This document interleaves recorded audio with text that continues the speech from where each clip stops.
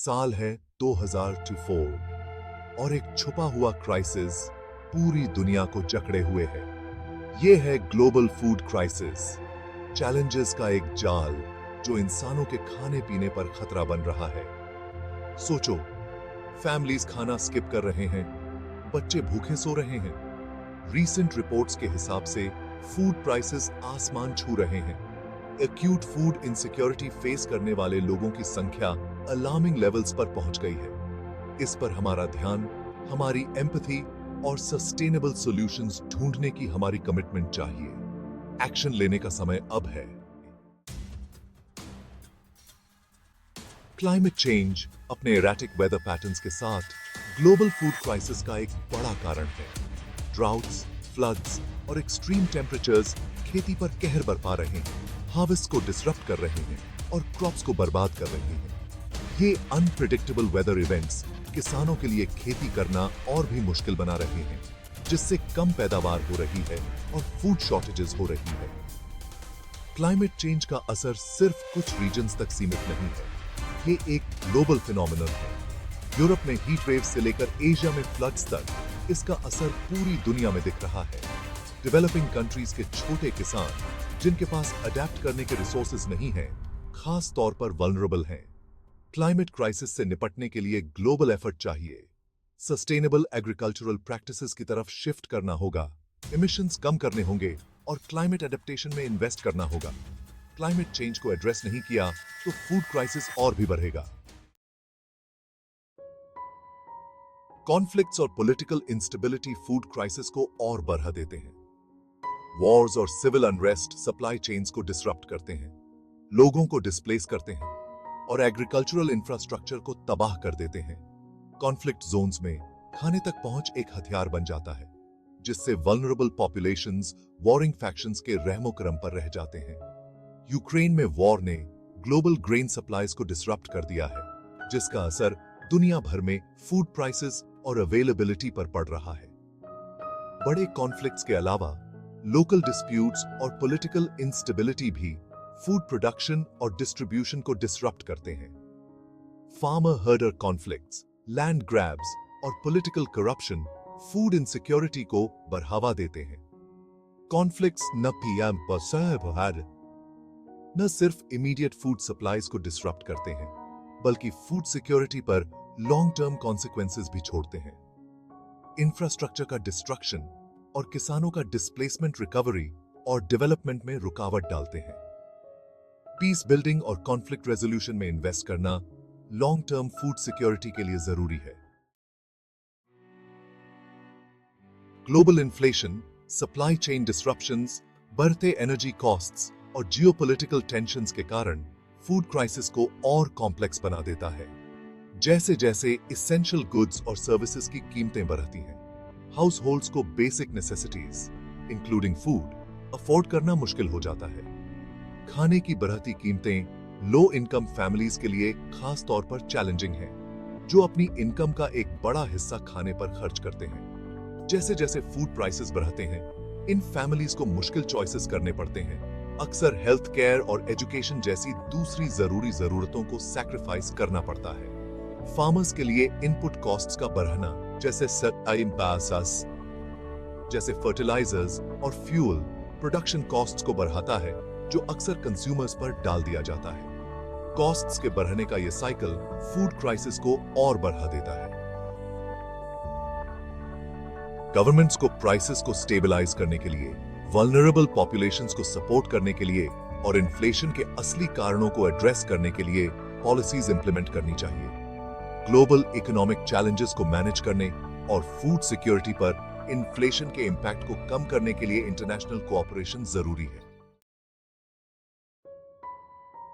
Section 5, असमान असर, भूख से बंटी दुनिया। ग्लोबल फूड क्राइसिस सभी रीजन्स को एक जैसा अफेक्ट नहीं करता। जहां developed countries rising food prices और सप्लाई चेन डिसरप्शंस फेस करते हैं, वहीं डेवलपिंग कंट्रीज क्राइसिस का सबसे ज्यादा भार झेलते हैं, जिससे उनकी पॉपुलेशन हंगर और malnutrition के लिए वल्नरेबल हो जाती है। क्राइसिस का unequal impact global food system के डीप इनइक्वालिटीज को हाईलाइट करता है। क्राइसिस का इंटरकनेक्टेड नेचर होलिस्टिक सॉल्यूशंस की जरूरत को दर्शाता है।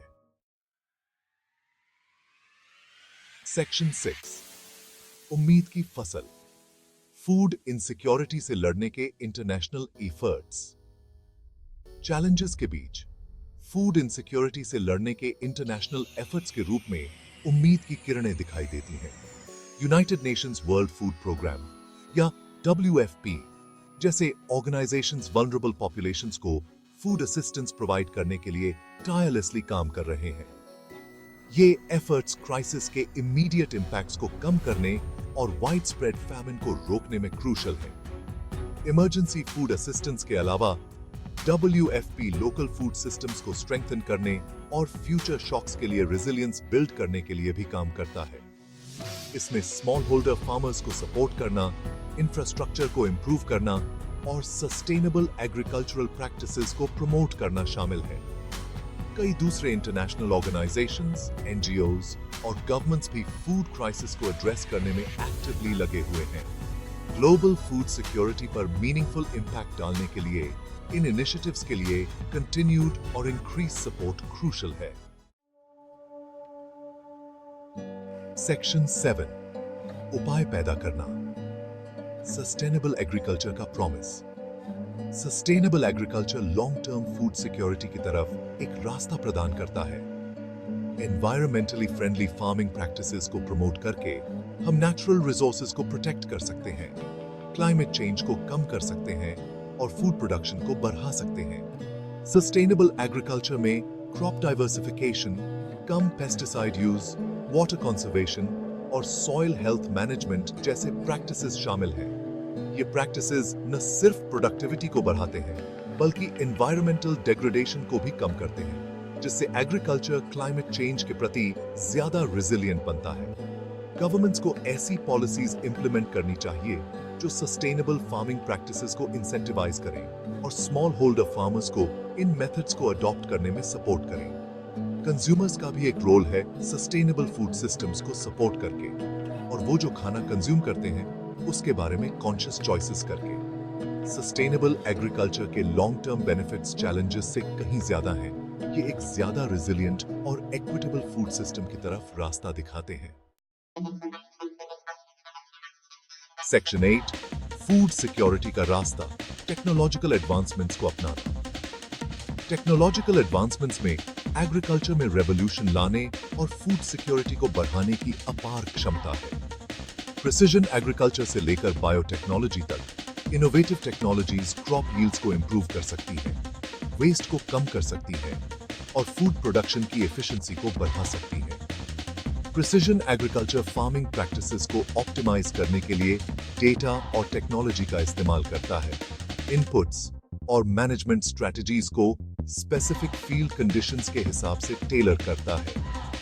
Biotechnology climate resilient crops develop करने और न्यूट्रिशनल कंटेंट को एनहांस करने के लिए प्रॉमिसिंग सॉल्यूशंस ऑफर करता है।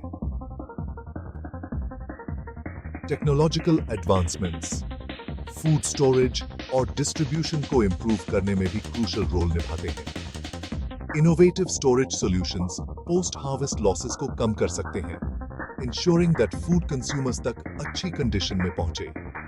डिजिटल डिवाइड को कम करना और टेक्नोलॉजी तक इक्विटेबल एक्सेस इंश्योर करना ग्लोबल फूड सिक्योरिटी अचीव करने के लिए क्रूशियल है। तो में ऐसा कर देता है। सेक्शन 9, कोलैबोरेशन की ताकत, भूख के खिलाफ एकजुट। ग्लोबल फूड क्राइसिस को एड्रेस करने के लिए ग्लोबल कोऑपरेशन चाहिए। Governments, international organisations, civil society और प्राइवेट सेक्टर को सस्टेनेबल सॉल्यूशंस ढूंढने के लिए मिलकर काम करना चाहिए। नॉलेज शेयर करने, एफर्ट्स कोऑर्डिनेट करने और हंगर से लड़ने के लिए रिसोर्सेज मोबिलाइज करने के लिए कोलैबोरेशन जरूरी है। फूड इनसिक्योरिटी के root causes including climate change, conflict और पॉवर्टी को एड्रेस करने के लिए इंटरनेशनल कोऑपरेशन क्रूशियल है। सस्टेनेबल डेवलपमेंट गोल्स, खास तौर पर SDG 2, zero hunger food security पर ग्लोबल एक्शन के लिए एक फ्रेमवर्क प्रोवाइड करते हैं। इस गोल को अचीव करने के लिए सभी स्टेक होल्डर्स का कंसर्टेड एफर्ट चाहिए। हंगर के बिना एक दुनिया के कॉमन विजन की तरफ मिलकर काम करना होगा।